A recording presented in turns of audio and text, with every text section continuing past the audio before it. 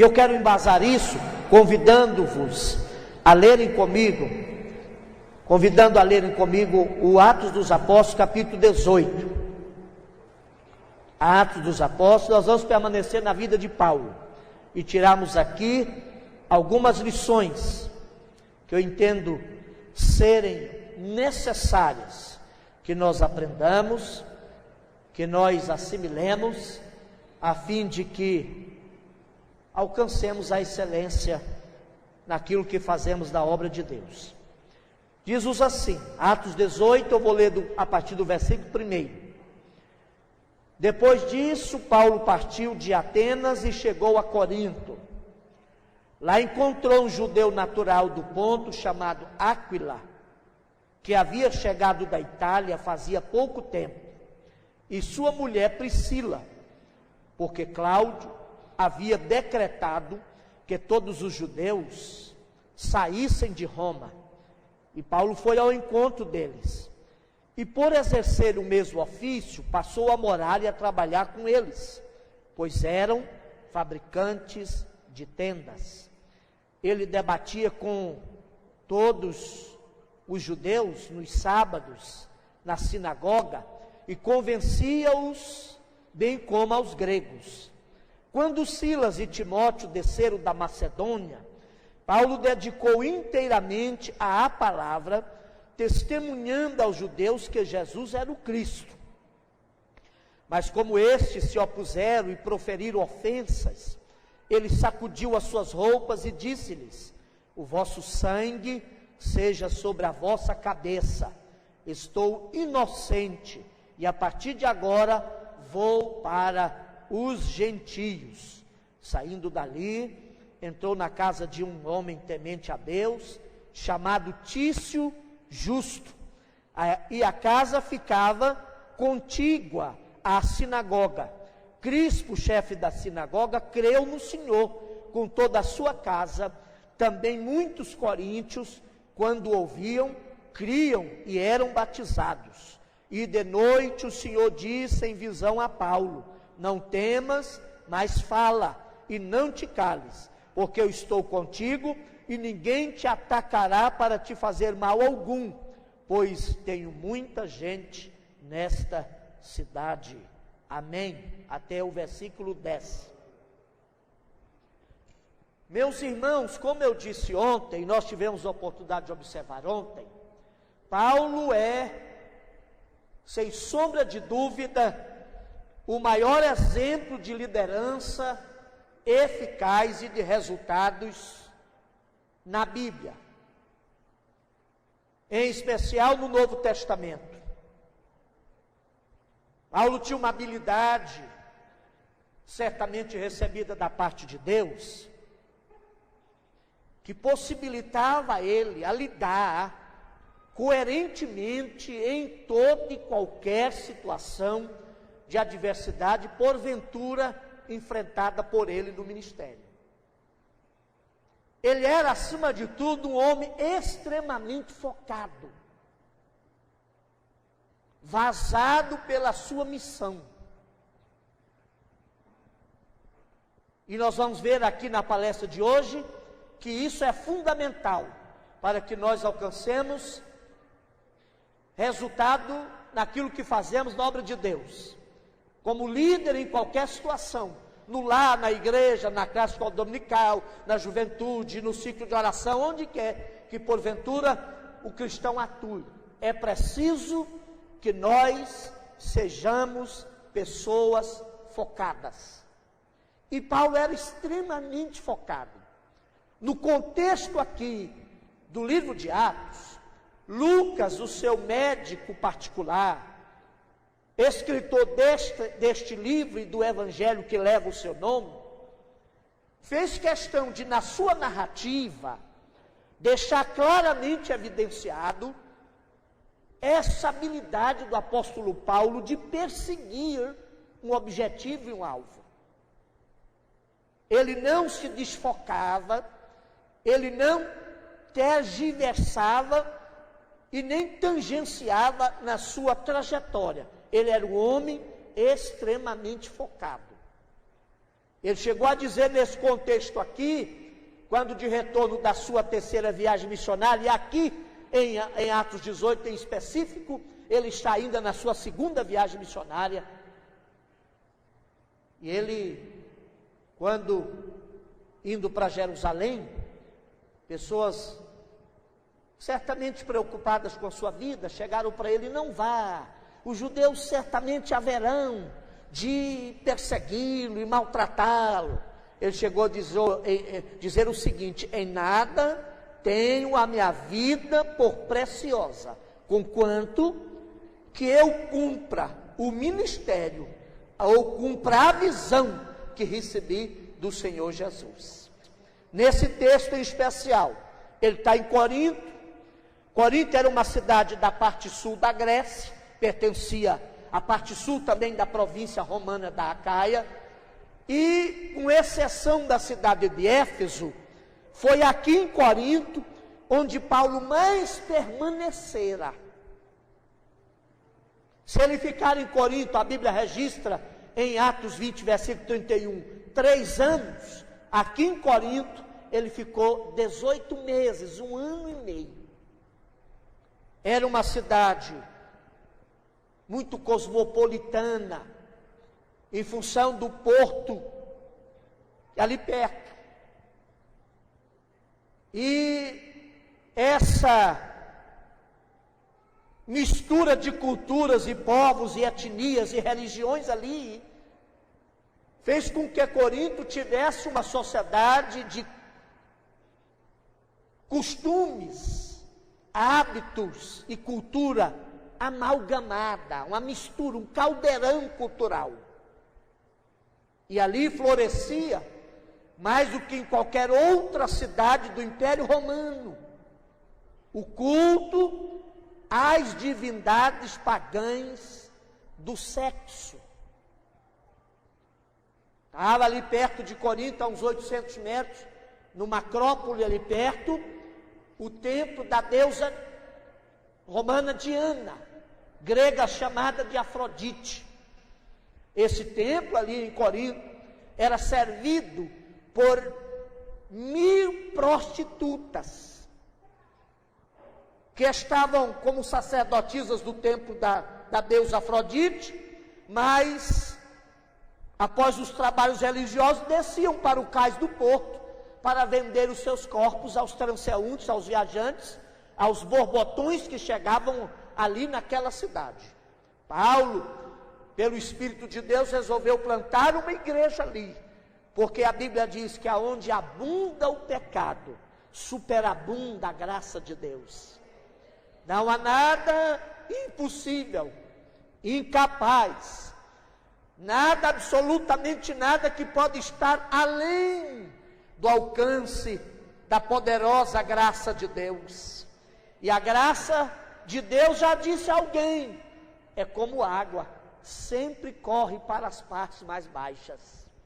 Enquanto mais indigno, enquanto mais pecador, enquanto mais consciente de sua necessidade, o ser humano, ou uma cultura, uma sociedade for, mais propícia a ser alcançada pela graça ela é, porque a graça não jorra para quem está no orgulho, ela jorra para quem se despe da sua prepotência e da sua condição de religioso até, e se rende, entregue aos pés de Jesus de Nazaré. Então a graça abundantemente os alcança.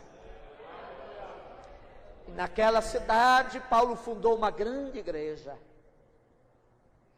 mas eu não gostaria de ser membro daquela igreja. Era uma igreja problemática. Se eu tivesse lá, eu ia pedir carta aqui para Taubaté. E a igreja lembra quem Taubaté, que aquela igreja não servia. Era uma igreja que a Bíblia diz aqui, que eles se reuniam para a ceia. 1 Coríntios 11, 17. E o Espírito de Deus, através de Paulo, diz: vós reunis não para melhor, mas para pior. Meu Deus do céu! Como é que uma igreja, povo de Deus, reúne-se na casa do Senhor para celebrar a comunhão do corpo de Cristo, e relembrar da morte de Jesus na cruz, e sai pior do que chegou. A Bíblia diz que eles reuniam para pior. Paulo chega a dizer que aquela igreja era uma igreja que se jactanciava do seu pseudo conceito de liberdade, ao ponto de tolerar na igreja alguém que tinha ido para a cama com a mulher do próprio pai. Pastor, tinha isso na igreja? Tinha.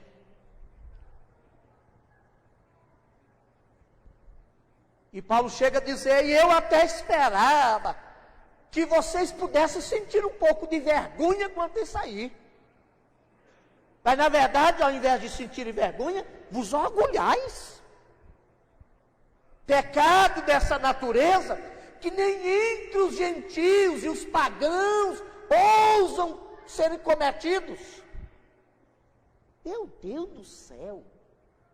Para esta e nesta igreja também, e para esta igreja, Paulo escreve na sua primeira carta, no capítulo 1, dizendo lá pelo versículo 8 e 9, nenhum dom vos falta. Parece uma incompatibilidade, um paradoxo inexplicável. Como é que uma igreja desta natureza tem todos os dons? Eu estou introduzindo assim para a gente aplicar essas qualidades da liderança à luz da vida de Paulo e outros exemplos que eu quero evocar aqui, para a gente entender o quanto é necessário hoje na obra de Deus, que nós peçamos ao Senhor, que dê especialmente a nós que lidamos com o conteúdo do Evangelho, como eu falei ontem, que é o conteúdo a ser pregado, e na sua totalidade, e na sua integralidade, a capacidade de com perícia, com habilidade, aplicar essa palavra de modo curativo, de modo curador, na vida do povo de Deus. Ainda hoje, nesta era confusa e conturbada, agônica que a igreja está passando, há uma tentativa ainda, se não ainda, pelo menos também agora, de utilizar dons de caráter espiritual como critério validador da moralidade de alguém. E a Bíblia nunca endossou, sequer, muito menos autorizou tal questão. Dons não diz que eu sou crente.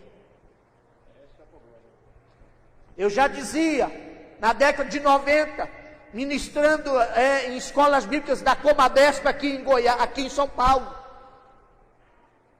pela bondade e anuência do nosso presidente aqui, o veterano pastor José Ezequiel, que me preocupava já àquela altura. Lá por 91 eu já vinha falando sobre isso. Uma tendência que estava forçando das nossas igrejas. Tendência essa, que forçava, conscientemente ou não, substituir a prática do evangelho e da doutrina pela simples e corriqueira manifestação de poderes. E a gente nunca olhou a Bíblia mais detidamente para perceber que isso é perigoso. Pois, olha um exemplo. Moisés, o maior homem do Antigo Testamento, dos 39 livros lá escritos, ele escrevera 5 e influenciara toda uma geração futura. Ele ficou fora da terra, porque não soube distinguir até onde o legítimo poder de Deus atua e a partir de onde é o orgulho e a prepotência humana como líder. Eu fico olhando isso. David Wilkerson escreveu um tempo atrás algum material chamando coisas boas e legítimas que pode deixar a gente fora do céu. Vou repetir, coisas boas e legítimas que eu pratico, que pode deixar a gente fora do céu.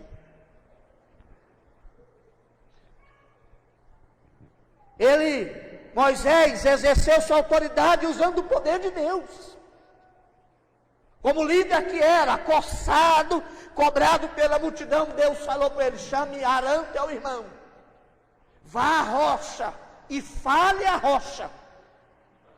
Houve uma ocasião que a ordem era ferir a rocha, lá no Horebe, mas agora aqui era para falar a rocha.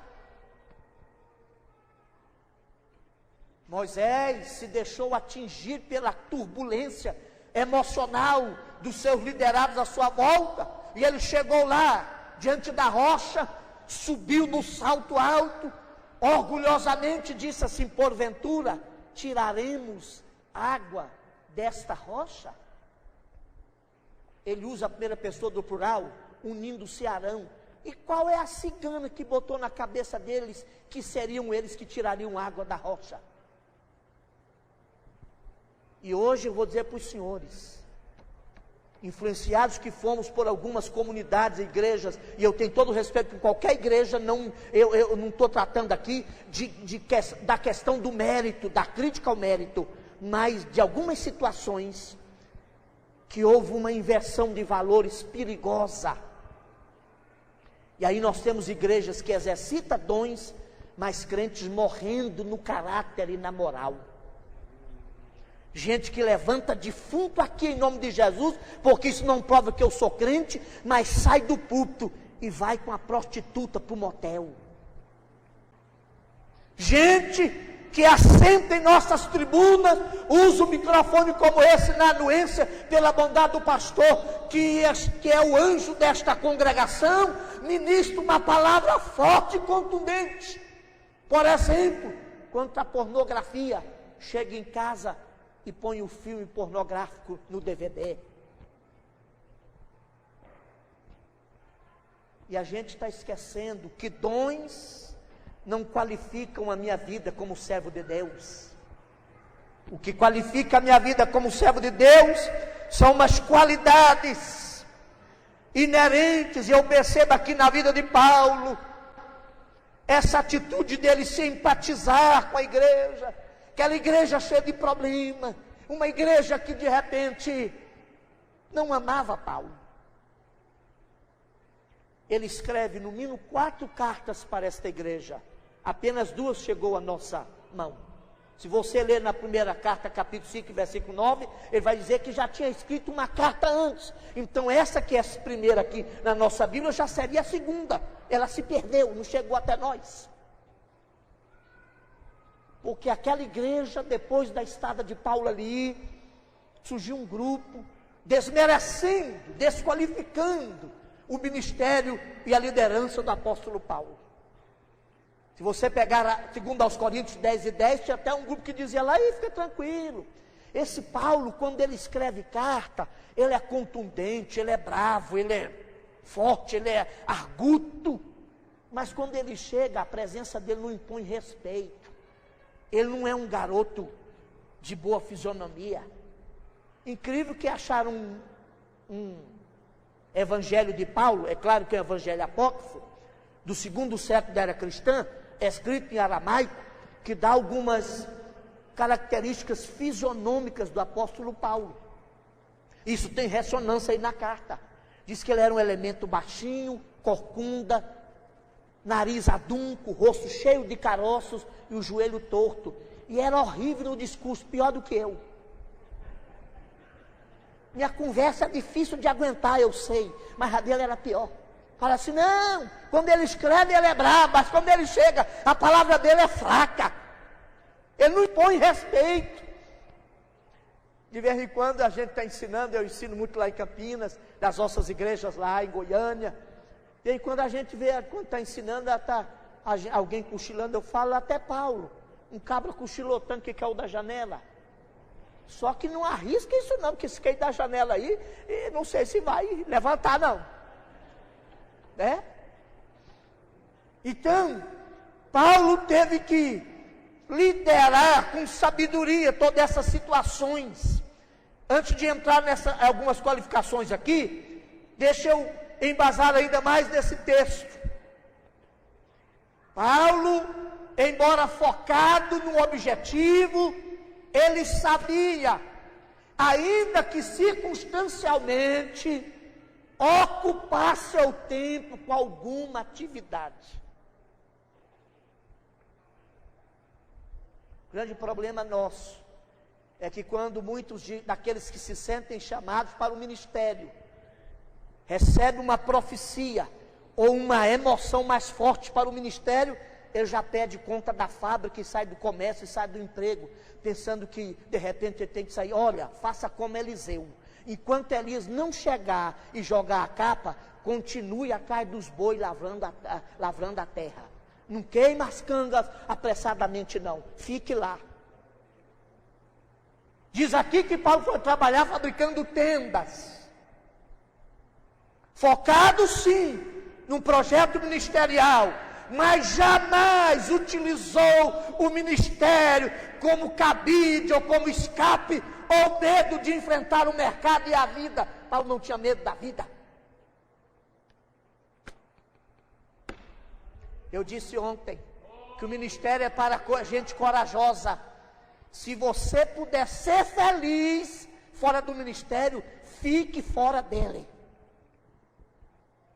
Porque os que são genuinamente chamados para o ministério têm consciência que são chamados para a batalha agudas e sangrentas. E ele vai, e ele enfrenta, e ele avança, e ele supera os obstáculos, porque tem convicção de sua chamada. É aí que eu vejo na vida deste homem algumas qualidades, várias outras que eu quero compartilhar com os amados irmãos aqui. Tem nesse texto também alguma relação com aquilo, uma das verdades que eu falei ontem, que liderança passa necessariamente pela construção de relacionamento. Veja que Paulo esperava dar nome aos seus companheiros.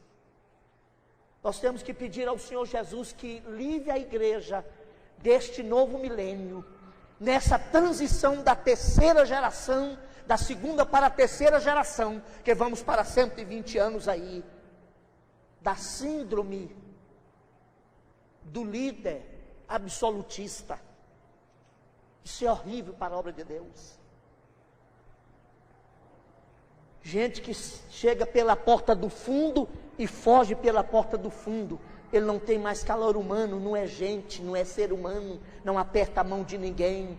Ele só olha, só vê gente como número, um número a mais no rol de membro. E a igreja está morrendo nos relacionamentos. E aqui é lugar onde o espírito humano tem que ser restaurado e o afeto humano tem que renascer. E nós temos que aprender a conviver com gente, e até com aquelas que estressam a gente. Porque tem gente que estressa a gente, mas é aí que a gente tem que fazer o trabalho do Senhor.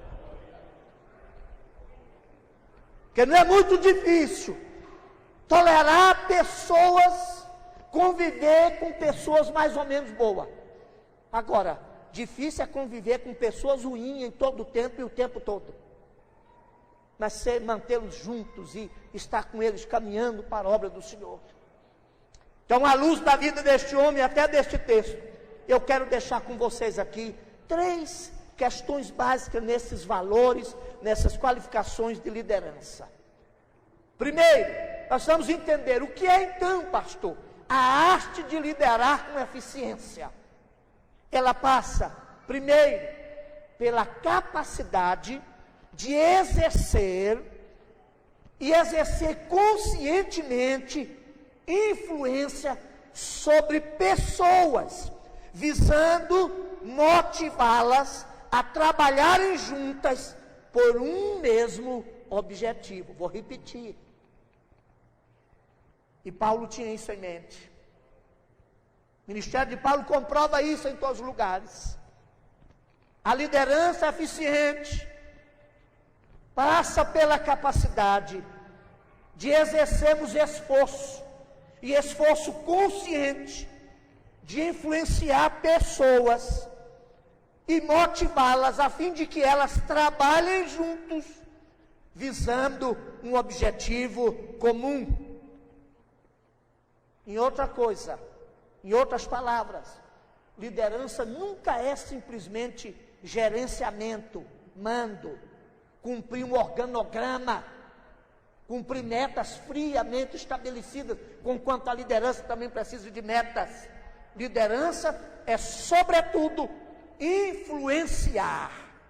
E líderes eficientes influenciam pelo exemplo de vida e convence pelo serviço prestado.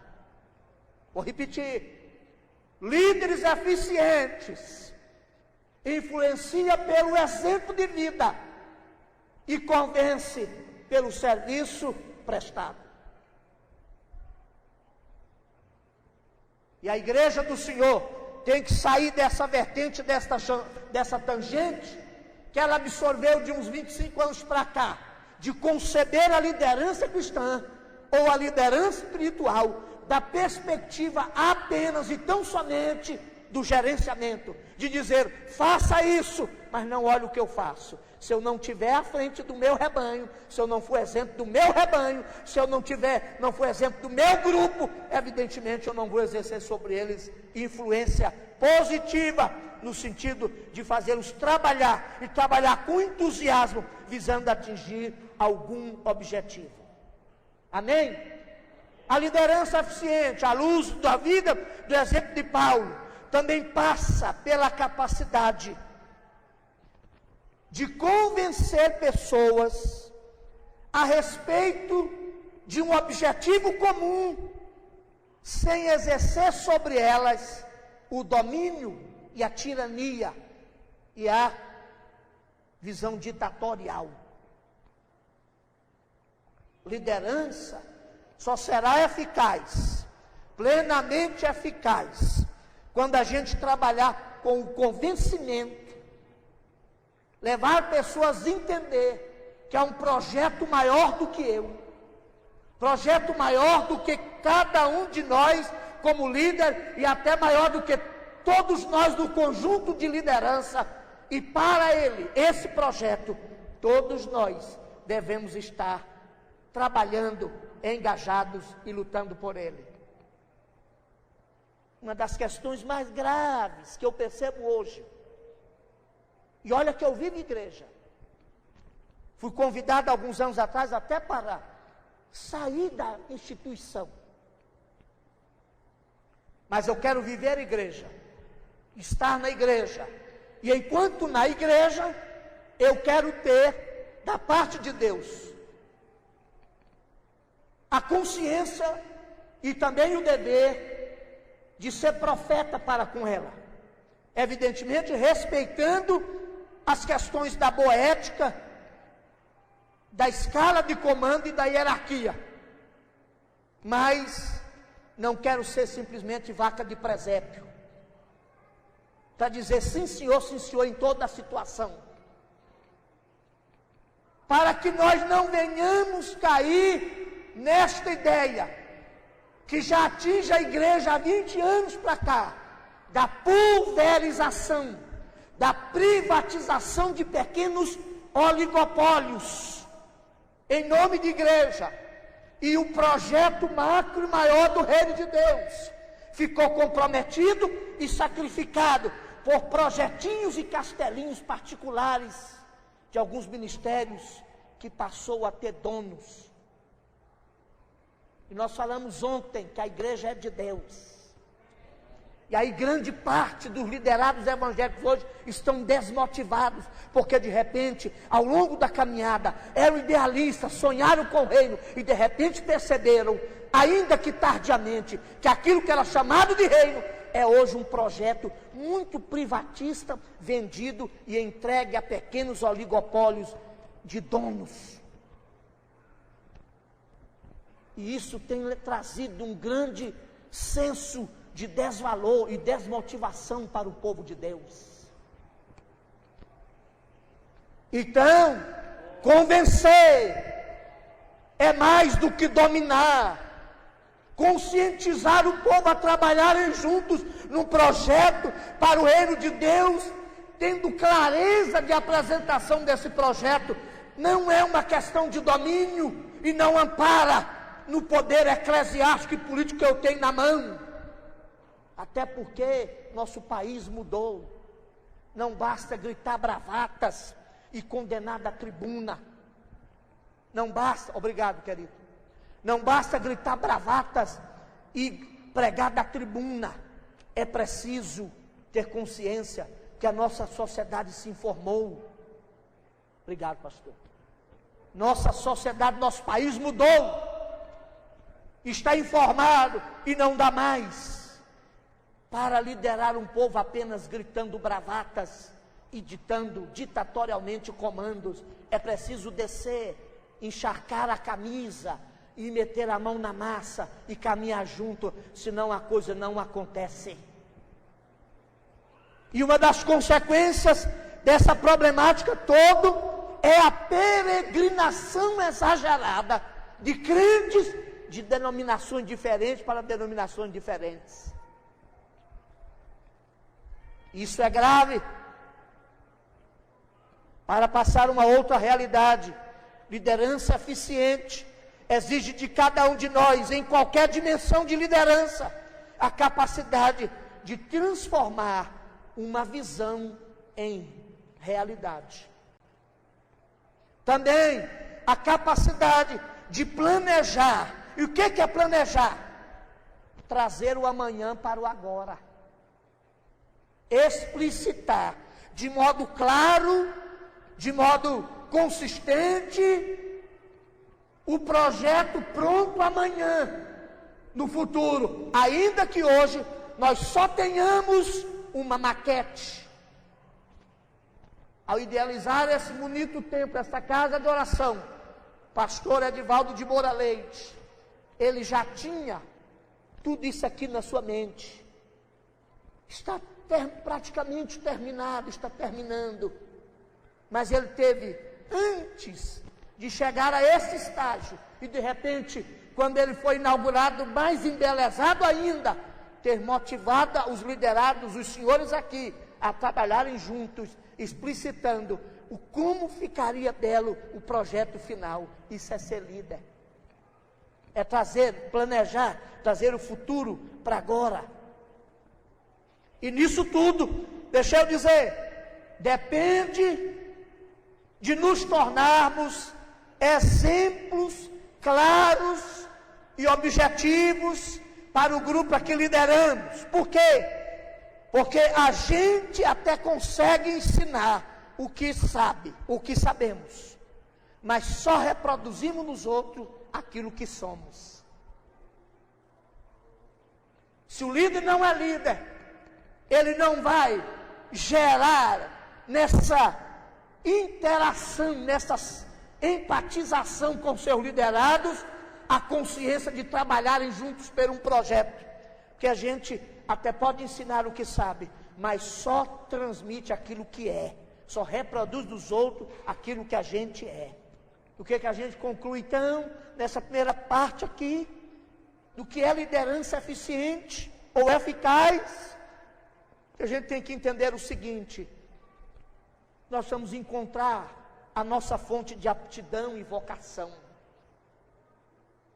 O mais triste hoje, em muitas igrejas, é encontrarmos pessoas que estão envolvendo e desejando uma atividade ministerial por mero espírito de competitividade, só porque a irmã Trifosa também é, só porque a irmã Fifi também é, ela quer também de todos os casos, e não tem afinidade com a sua vocação. Deixa eu dizer para você, qualquer atividade que você porventura vai exercer, que não tenha relação direta com a sua vocação e aptidão pessoal, vai demandar mais esforço. Mas se você encontrar sua área de aptidão e exercer seu ministério nesta área, a lã nunca vai pesar o carneiro, porque você vai fazer o que gosta e gostar do que vai fazer. Que hoje não basta gostar do que fazemos, é preciso fazer o que a gente gosta e gostar daquilo que a gente faz. Acha que é difícil eu ministrar a palavra? É cansado sim, mas não é difícil. Eu disse ontem que eu estou no ministério por uma questão de opção. Pode ser que alguém ache difícil ler a Bíblia 1, 2 vezes ao longo da vida. Para mim é fácil, tornou ossos do ofício. Porque a lã não pode pesar o carneiro. Alguém acha difícil ler um livro sobre a Bíblia, 2, 3 livros ao ano? Esse ano eu já li 64. Porque é osso do ofício. Quando eu não estou atendendo o gabinete pastoral, eu estou lendo em casa, estou meditando, estou vasculhando a Bíblia. Porque eu encontrei nisto uma similaridade, uma unidade com a minha vocação e aptidão. Então, antes de se candidatar a um ofício, descubra se a sua vocação e aptidão tem relação com ele, para que você faça com alegria e prazer aquilo que você deseja realizar na obra de Deus. Saia dessa arena da competitividade. Entre nós do reino de Deus, nós não somos adversários, somos companheiros de uma mesma luta e soldados de uma mesma guerra, e nossas armas devem estar convergidas para o inimigo e não uns para os outros. Amém? Uma outra questão, isso envolve a capacidade de visualizar, de enxergar o que os outros não veem. Peça a Deus para abrir a sua visão espiritual, para que você possa enxergar alguns metros à frente, alguns passos à frente dos seus liderados. E enxergando, caminhe para o seu sonho. Isso envolve também a necessidade de desenvolver, é o que nós estamos tentando fazer aqui, habilidades específicas por meio do treinamento. Um grande erro que a igreja cometeu, especialmente nós pentecostais, foi de imaginar que se a gente é chamado por Deus e tem a graça de Deus sobre a nossa vida, isso dispensa o treinamento e o esforço. A Bíblia nunca ensinou isso. Eu tenho o dom dado pelo Espírito, se é que tenho. Tenho a disponibilidade da graça sobre a minha vida, quero ter e certamente tenho, mas isso não me desobriga de treinar minhas habilidades. Eu preciso estar fazendo melhor hoje o meu trabalho do que fazia ontem. Por isso a ideia dessas palestras, treinando líderes para a excelência no ministério. Tem gente que está na igreja há anos a fio. Todas as vezes que manda ele falar, ele fala a mesma palavra, com o mesmo vocabulário, uma coisa enrijecida. Você nunca vê progresso nele. Paulo falou para Timóteo: Timóteo, até que eu vá, persista em ler. E ele dá o objetivo deste empenho, para que o teu progresso, tem que ter progresso? Paulo está dizendo, tem que ter progresso, Timóteo. Progrida, rapaz, daquilo que você faz, para que o teu progresso seja manifesto aos outros. Em outro versículo ali no capítulo 4 da primeira carta, ele vai dizer: fazendo isto, serás bom, olha esse adjetivo aí, bom ministro. E a gente contenta com o regular, e ainda põe muito da nossa deficiência, da nossa preguiça na conta do Espírito Santo. Chega atrasado, não prepara, faz assim no toque do gongo e depois não, o Espírito Santo está na direção. Você está na direção, o Espírito Santo é ordeiro, irmão. Ele é ordeiro. E a gente prefere ficar com as nossas tradições, né? Os nossos chavões vazios. E alguém disse que as nossas respostas prontas e os nossos chavões vazios estão cobertos pela teia da preguiça, estão cobertos pela teia da tradição, tecida pela aranha da preguiça. Nossos chavões e respostas prontas estão cobertos pela teia da tradição, tecida pela aranha da preguiça, que a gente não procura melhorar nunca. A Bíblia é a mesma. Ela não muda, porque é a palavra de Deus. Mas a minha compreensão da Bíblia tem que mudar todo dia. Porque se eu percebo, se eu entendo que essa palavra é a palavra que revela um Deus infinito, que bondosamente, desde o Gênesis, já vai se revelando, se antropomorfizando, se tornando igual a mim e você, falando de mão dele, de olho de Deus, de narina de Deus, de pé de Deus, de tristeza de Deus, para que eu e você compreendamos esse Deus. Se esse livro revela um Deus infinito, então você não pode engessar a compreensão dele. O livro não muda, mas a compreensão que eu tenho dele tem que mudar todo dia. É mesmo. Aleluia. Tem gente que me ouve hoje, eu estou no ministério, eu disse ontem, há 26 anos, falo, pastor, só mudou sua opinião, mudei não. A minha opinião até mudei melhor, mas a Bíblia não mudou, é a mesma. Só que ela revela um Deus infinito. E eu estou lendo a Bíblia talvez por 82 vezes esse ano, já esse ano. Então eu tenho que, como é que eu proponho conhecer esse Deus infinito e vou conhecendo e meu conhecimento dele não melhora? O livro é imutável, a verdade é infalível, não pode mudar. Mas a minha compreensão dela tem que mudar. Eu não posso estar hoje no púlpito, século 21, com a mesma visão da década de 60. Que aí eu torno Deus um envelhecido, um velho, caduco, senil, sentado num trono, mandando ordem à torto e direito, igual uma metralhadora giratória de Rambo, e todo mundo fazendo a mesma coisa. Não, Deus é imutável, mas não é velho. Ele é novo a cada dia, Ele é Senhor, Ele nunca envelhece. Mas por faltar essa capacidade de treinar e melhorar nossas habilidades, a gente acaba passando a visão de que a igreja hoje não tem feedback mais com a sociedade. O discurso envelheceu, ficou para trás. O vocabulário é quase que um evangeliquez, sabe o quê? Que é o só linguajar que crente entende. O elemento vem no culto a primeira vez, o que quer entregar? O que é entregar o que mesmo? A chave do meu carro? E tem igreja aí que é a chave do carro e o dinheiro da carteira, tudo mesmo, entrega tudo. E ele fica assim meio boiando. Eu e você sabemos o que é entregar. Entregar a vida para Jesus, mas ele não sabe. Eu tento uma igreja e a gente até passou. Eu já dizia isso aqui também. Já disse várias vezes. Que a gente virou na década de 90 o povo da piromania. Era fogo para cá e reteté de fogo para lá, e mistério de fogo, e manto de fogo, e de fogo, e uma coisa de fogo, só fogo. Viramos piromaníacos. E não esquecemos que, conquanto a Bíblia fala do Espírito Santo, do fogo como símbolo do Espírito Santo, a Bíblia nunca diz que o Espírito Santo é fogo, e nem que o fogo é o Espírito Santo. Porque fogo é uma coisa inanimada, e o Espírito Santo é Deus, uma pessoa. Ele está aqui esta noite, fala ao seu coração, fala ao meu coração, Ele é Deus.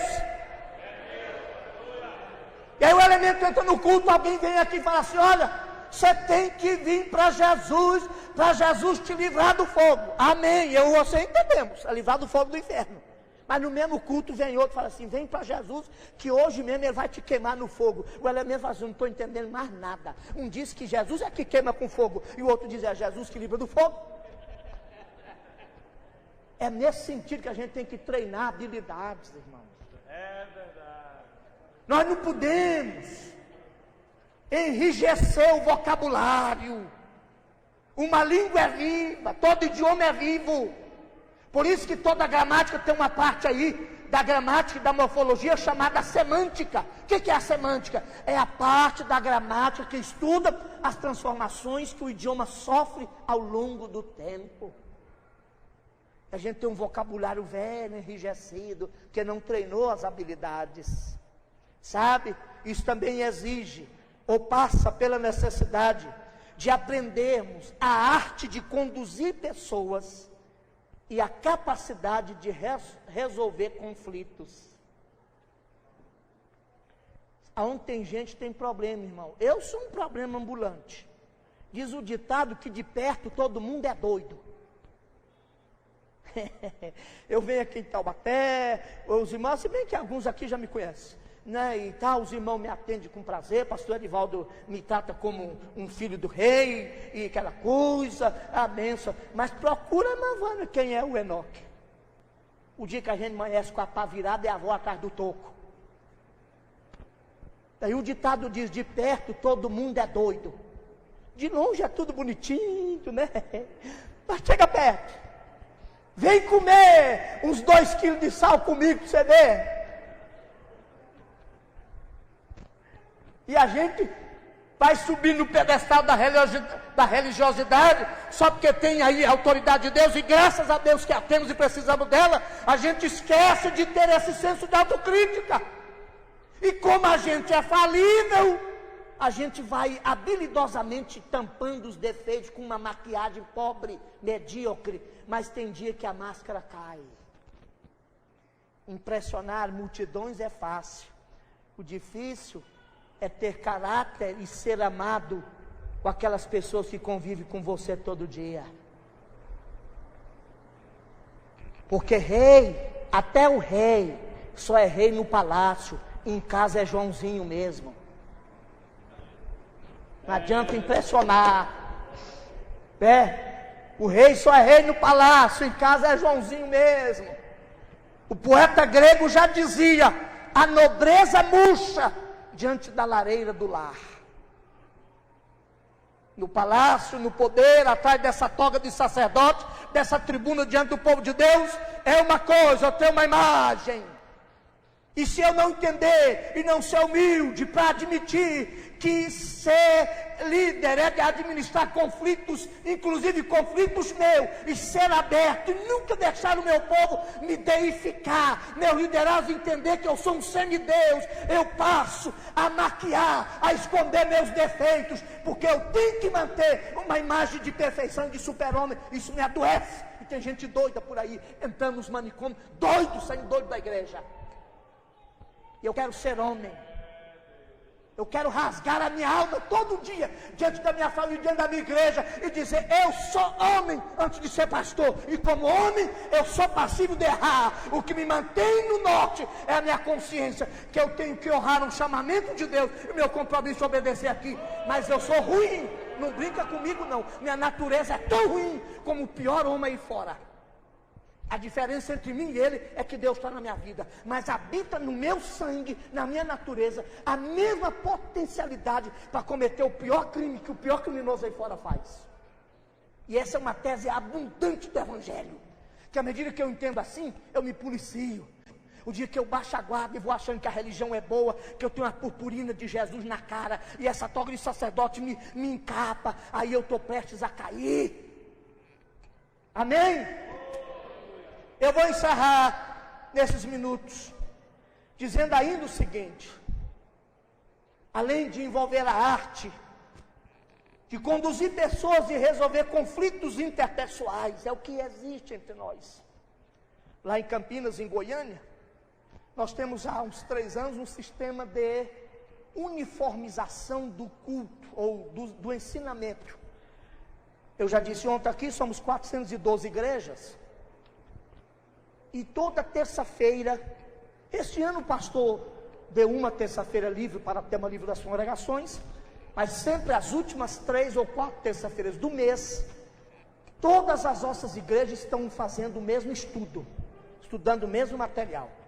A gente põe em esboço, em apostila, e pela internet o pessoal tira, ou já projeta no sistema de multimídia, e o ensino é dado assim.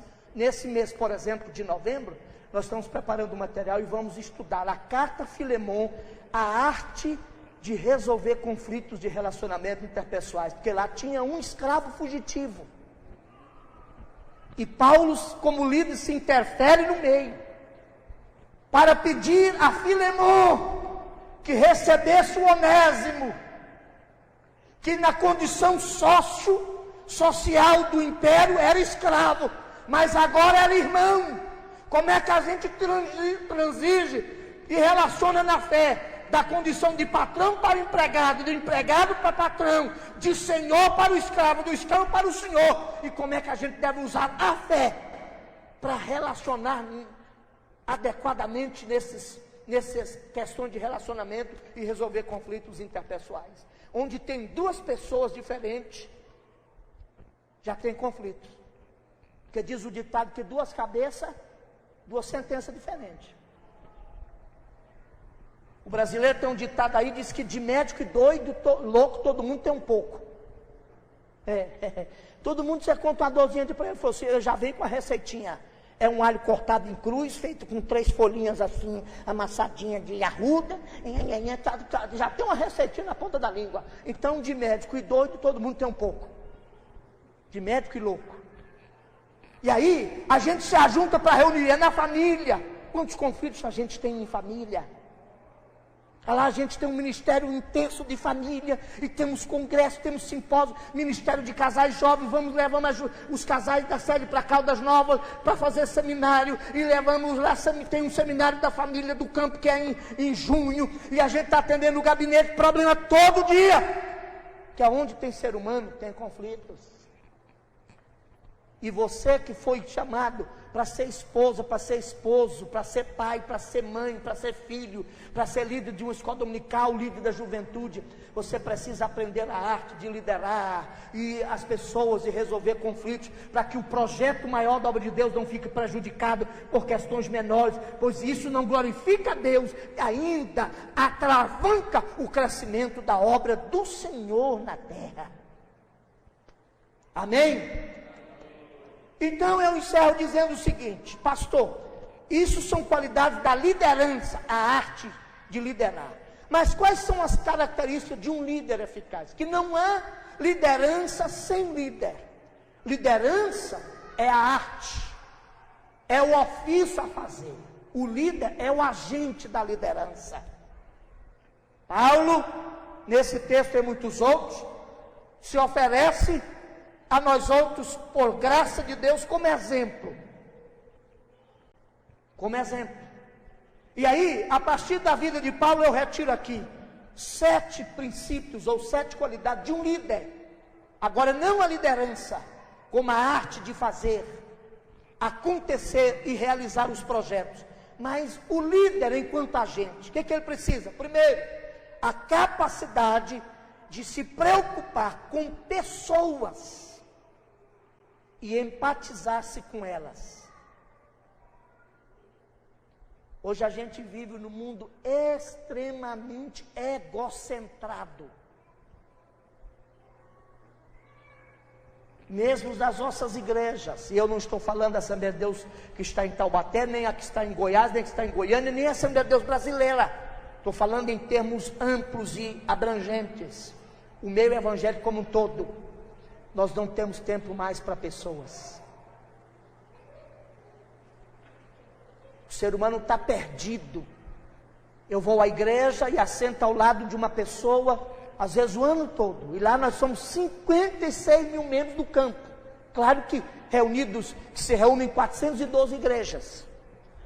Mas na sede nós temos uma frequência de 1.200 a 1.500, 1.700 crentes quase todos os domingos. 1.200 crentes toda terça-feira. Eu sento lá, ministro para eles aqui, e não sei sequer o nome deles. Gente tem nome. E a gente nunca será líder eficaz se não aprender a lidar com pessoas. Gente não é coisa. Gente é o alvo primacial do amor de Deus. Eu disse inicialmente nessa palestra de hoje, que a gente tem uma maneira de pedir, Deus abençoa a sua obra. Deus até abençoa a sua obra, na proporção que tem gente abençoada aqui. Deus não abençoa a obra, não. Eu tenho insistido em escolas bíblicas de obreiros, em seminários para liderança, no sentido de chamar os líderes para uma leitura mais despretensiosa, mais desvinculada da tradição dos profetas. Eu terminei de fazer um estudo semana passada nos 12 profetas menores. E estava ministrando uma conferência de missões agora, no final de semana passado, num campo lá no interior de Goiás. E falei sobre um dos profetas menores, Abacuque. Os profetas menores estão aqui, na Bíblia, para provar para Israel que Deus não era um deusinho tribal e de cabresto. Que a grande tendência nossa é de começar a amaldiçoar tudo que não reza na minha cartilha, pastor. E a gente passa a sofrer da síndrome de Jonas. Jonas pensava que todo inimigo dele também era inimigo de Deus. Tenha cuidado, inimigo seu não significa que é inimigo de Deus. Jonas queria que Deus mandasse uma bomba e acabasse com Nínive. E pregou uma mensagem, aqui no hebraico são 5 palavrinhas só. Em 40 dias Nínive será subvertida.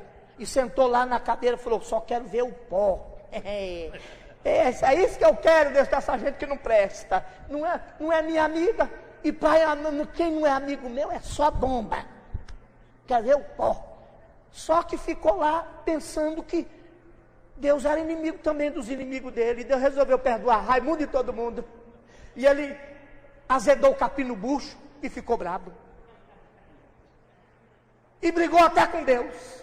Por 3 vezes dos 4 capítulos de Jonas, ele perde a morte. Sabe o que Deus está provando para Israel? E prova para nós hoje? Tenha cuidado, Israel é de Deus, mas Deus não é de Israel. A igreja é de Jesus, mas Jesus não é da igreja. A Assembleia de Deus não tem Jesus patenteado, registrado em cartório, encabrestado. Jesus é do mundo. Mas aí a gente esquece. E acha que dá ordem para Jesus. E fica de cara comprida, cara de cavalo, bicudo, como Jonas ficou lá, porque Deus resolveu perdoar os inimigos dele. Irmão, e daí? Deus é soberano, irmão. Não precisa pedir permissão para você, não. Se você quiser perdoar seu inimigo, ele vai perdoar. E você tem que aprender a relacionar-se com ele agora como seu irmão. Porque veio para a casa de Deus, Deus o perdoou. E você precisa também perdoá-lo para ir morar junto no céu. Aleluia! Louvado seja o nome do Senhor. Preocupar-se com gente e empatizar-se com elas. O segundo, a capacidade de abrir mão de interesses e sucesso pessoal até, a fim de se envolver com problemas da coletividade. Alguém que só consegue agir por interesse, nunca será um líder poderosamente usado por Deus.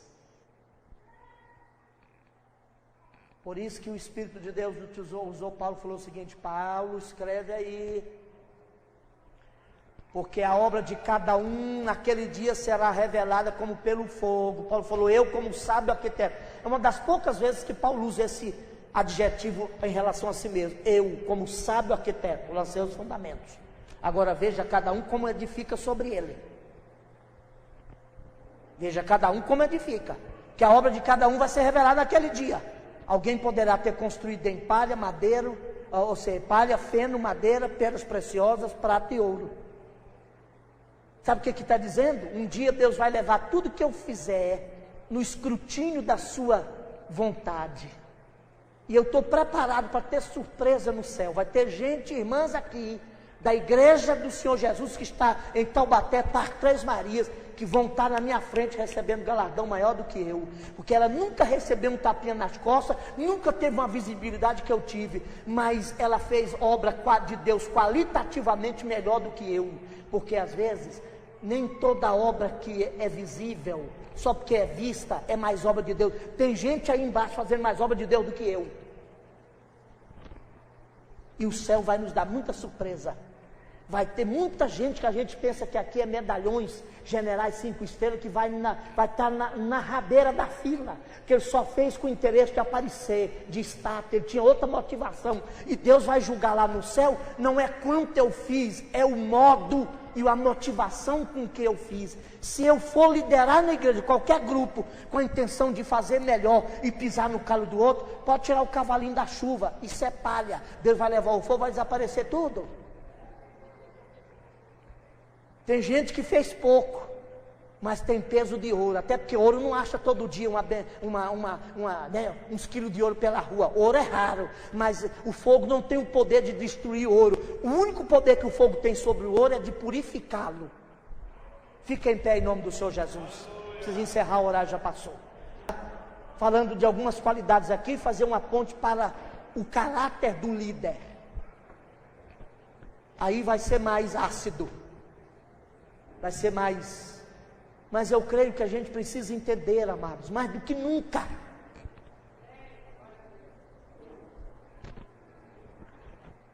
e transigimos desta arena facilitada, de imaginar que Deus se vendeu a nós e Ele vai assinar embaixo de tudo que a gente faz.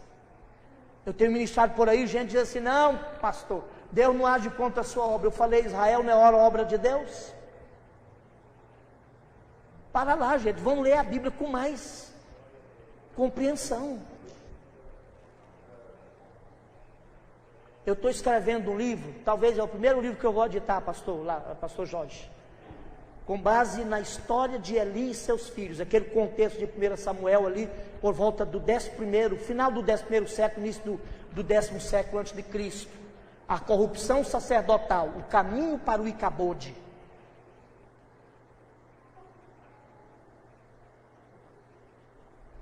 Deus mandou erguer um templo um dia, Salomão ergueu. E era um templo suntuoso. Os construtores lá a sociedade e o sindicato dos engenheiros civis e construtores do estado de Illinois, na América do Norte, pegou o grama do ouro e o grama da prata, levou lá na cotação da Bolsa Mercantil e Futura Americana e descobriu que só em prata e ouro Salomão gastou 87 bilhões e 500 milhões de dólares no templo. Chegou o dia da inauguração, Deus mandou a glória lá. Salomão orou e Deus falou, tudo bem, Salomão, vou mandar, meus ouvidos estão abertos e atentos à oração que faz nesse lugar aí.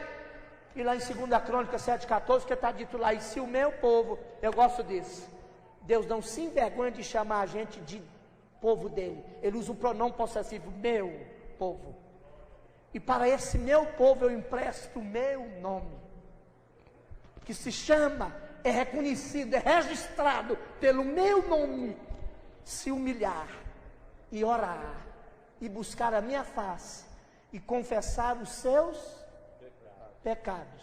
Ah, mas esse Deus também não é Dom Corleone. Ele tem coragem de apontar o dedo e falou, o meu povo tem maus caminhos e pecados. E Deus continua dizendo, olha, e tem alguma coisa, Salomão. A minha glória está aí, a minha Shekinah está aí, mas vou dizer para você, se o meu povo fizer tudo isso e tal, eu ouvirei da onde? Ah, ele está dizendo, Salomão, não pense que eu vou morar nesse seu palácio aí não, eu vou ouvir, mas não vou ouvir de lá, minha casa continua lá, eu ouvirei do céu, eu não estou amarrado aqui, essa estruturazinha sua não, cuidado para não me aprisionar aqui dentro, é rico, é bonito, mas na minha glória, a irmã mora aqui, eu vou continuar ouvindo de lá, que hoje a gente pensa que Deus se vendeu e tornou-se nosso compadrezinho. E tem gente mandando um bilhete assim, daqui a pouco mandando um bilhete para a igreja, pastor, ora por mim, que eu tenho que fazer um servicinho ali, Jesus, se me abençoar, fazer um servicinho ali. Irmão, tira o cavalinho da chuva, Deus não é seu lampião, Deus não é seu virgulino. Não adianta orar, Deus manda uma bomba na casa da irmã Trifosa, que ela me encheu a paciência ontem. Não, aí seria Deus feiticeiro, e Deus não é macumbeiro, irmão. Não precisa orar que ele não vai mandar bomba na casa da irmã Trifosa. Fica tranquilo. Ore por ela. Amém? E Deus, naquele tempo todo, mandou Jeremias dizer, olha, diga a esse povo aí, para não ficar dizendo, o tempo do Senhor é esse, que vai virar tudo pó. Aí eu pergunto, Israel não era povo de Deus? Era. Não pensa que Deus, irmão. E aí a gente está esquecendo o povo e amando coisas, usando gente e amando coisas. Coisas são para serem usadas, pessoas é para serem amadas e valorizadas. O dia que a igreja passar a amar coisas e usar pessoas, ela fugiu do norte. Porque Deus ama gente. Gente que dá trabalho para a gente, mas Deus ama é gente. E vai entrar no céu é gente. Pai, eu quero louvar o teu nome pela tua bondade, tua misericórdia. Porque o teu Espírito Santo, eu quero crer e tenho percebido isto, está movendo a tua igreja neste país para um despertamento, que traga para cada um de nós uma consciência mais bíblico-centrada. a fim de que nós compreendamos qual é a natureza, a dinâmica, o propósito do teu projeto aqui. Domene, Gueto, Sai, Fataí, Gessamanu, Beneregueré, Baraganuma, Sumarai. E eu quero crer que o teu espírito de amor haverá de trazer uma iluminação para o coração da tua igreja, a fim de que nós sejamos resgatados a grandeza e a nobreza do teu reino, Pai.